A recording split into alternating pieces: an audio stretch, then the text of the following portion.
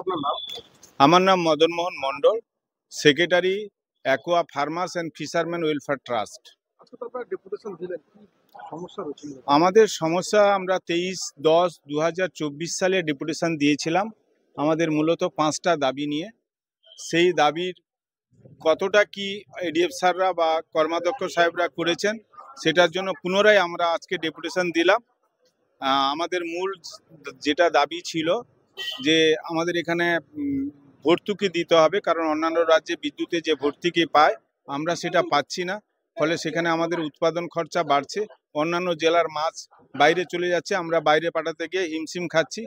1, 2 ছিল আমাদের ওয়েস্ট বেঙ্গলের এক্সপোর্টারগণ, কিছু এক্সপোর্টারগণ, সকলে নয়, কিছু এক্সপোর্টারগণ কি করছেন না, মাছ নিচ্ছেন চাষিদের কাছ থেকে, সরাসরি মাছ নিচ্ছেন, তার এজেন্ট দিয়ে মাছ নিচ্ছেন, দিয়ে টাকা ফেরত দিচ্ছে না। যেটা আমার কাছে খবর আছে, প্রায় 600-700 কোটি টাকা এখনো বাকি। সেই চাষিদের ঘরে যারা মাছ বিক্রি করেছে তাদের অবস্থা কঠিন থেকে কঠিনতম যা হয়ে গেছে, কারণ তারা জমি বন্ধক রেখে, ঘরের জিনিসপত্র বন্ধক রেখে, মহাজনের সুদ এনে তারা দিয়েছিল, টাকাটা ইনভেস্ট করেছিল কালচারে, সেগুলো না পাওয়ার জন্য তারা ঘর ছাড়া হয়ে গেছে ম্যাক্সিমাম।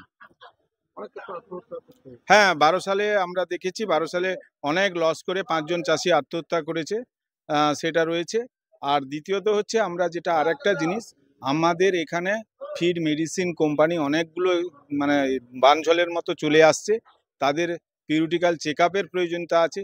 কে সঠিক কোম্পানি, কে সঠিক মাল দিচ্ছে, কে কোন ফিডে গুণগত মান ঠিক আছে সেটা আমরা বুঝতে পারছি না। আমরা দপ্তরের কাছে দাবি করেছিলাম যে আপনারা এটাকে পিরিয়ডিক্যাল চেক আপ করুন, পিরিয়ডিক্যাল চেক আপে ওনাদের গুণগত মান, সঠিক দাম কি সেটাকে নিশ্চিত করুন। এছাড়া মাছ চাষ করছেন, তাহলে সঠিক ন্যায্য মূল্য পাচ্ছেন? ন্যায্য মূল্য আমরা পাচ্ছি না। এমপিরা তো চুপচাপ আছে, যে কেন্দ্রীয় সরকারের একটা সংস্থা, যিনি এমপিরা রয়েছেন কলকাতায় বসে আছেন 2.5টা স্টাফ নিয়ে, তিনার তো জানানোর কথা যে কত রেট যাচ্ছে, কি যাচ্ছে না যাচ্ছে, বিদেশের রেট, যেহেতু এটা বিদেশে এক্সপোর্ট হয়, সেটা তিনার কোনো রকম মুখ খোলেননি, কোনো পেপারে দেননি। এখানে এক্সপোর্টাররা নিজের মতো করে দাম দিচ্ছে, ক্রয় করছে।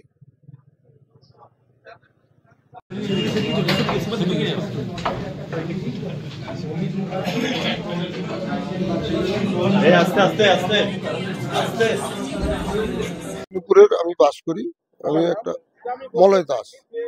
এই সম্পূর্ণা সি ফুডের কোম্পানি, আমি একটা কোম্পানি ছিল, আমি একটা কোম্পানিতে গড়িয়াতে মাছ দিয়েছিলাম, যেটা 5 নম্বর গড়িয়াতে, একটা আলফামেরিন সি ফুডকে দিয়েছিলাম। উনি ভদ্রলোকের কাছ থেকে মাছ দিয়ে দিতে আমার কিছু চেক একটা বাউন্স থেকে যায়।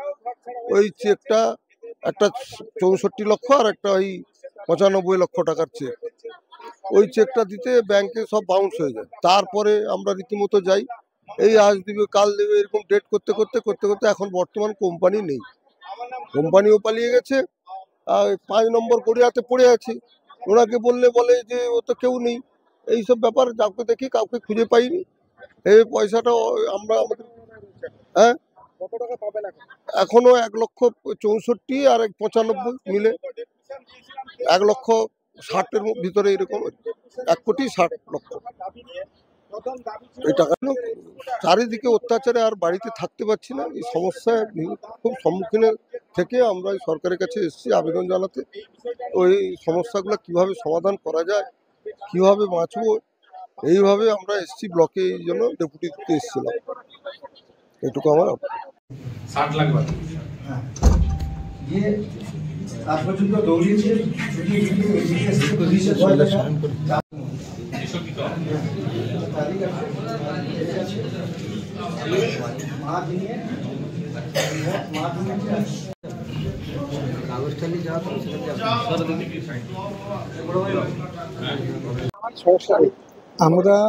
আমি একজন চিংড়ি চাষি, পূর্ব মেদিনীপুর 3 নম্বর ব্লক 5 নম্বর অঞ্চলের একজন চিংড়ি চাষি এবং ব্যবসায়ী। আমি সমস্যা হচ্ছে, এক্সপোর্টারকে মাছ দিয়ে 18 সালে মাছ দিয়েছি। এক্সপোর্টার আমার দোকানে আসে, এসে তারা মিটিং করে, শঙ্করবাবু আপনার চিংড়ি চাষি আছেন, আপনিও চাষি, আমাদের নরঘাটে আমাদের মাছের ফ্যাক্টরি আছে, ওনার নাম হচ্ছে অমিত মুখার্জি। উনি এসে বলেন যে আমাকে চাষিগুলো মাছ দিন, আমরা মাছটা নেব।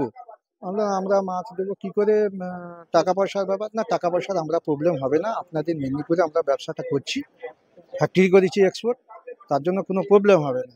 তো সেই হিসাবে আমরা মাছটা দিয়েছিলাম আমাদের হেঁটে, আমাদের 40-50 জন চাষির কাজ মাছগুলো দিয়েছিলাম 18 সালে, দিয়ে মোট মাছ দিয়েছি 1,86,10,000 টাকার মাছ দিয়েছি।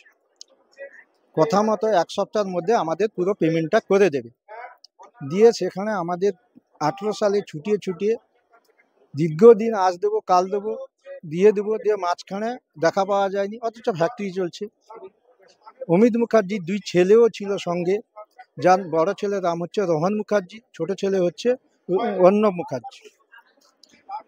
দিয়ে আজকে দেবো কালকে দেবো এই বলে 18 সাল কেটে যায়, আবার 19 সালে নতুন চাষের শুরু 70 লক্ষ, তারপরে মাছের যে আমাদের 19 সালে যে স্টক হয়েছিল খাদ্য না পেয়ে মাছগুলো মরে যায় এবং তুলে দিতে হয় 5-6 গ্রাম মাছ। তাতে আমাদের চাষিরা ক্ষুব্ধ হয়ে ওদের গাড়ি ঘেরাও করে 19 সালের অক্টোবর মাসে। যখন না পায় গাড়ি ঘেরাও করে, তখন আমার নামে এবং যারা সব মাছ মাথায় জনে দিয়েছিল তাদের নামে কেস করে দেয়। এখনো পর্যন্ত আমাদের টাকা দেয়নি বহুবার।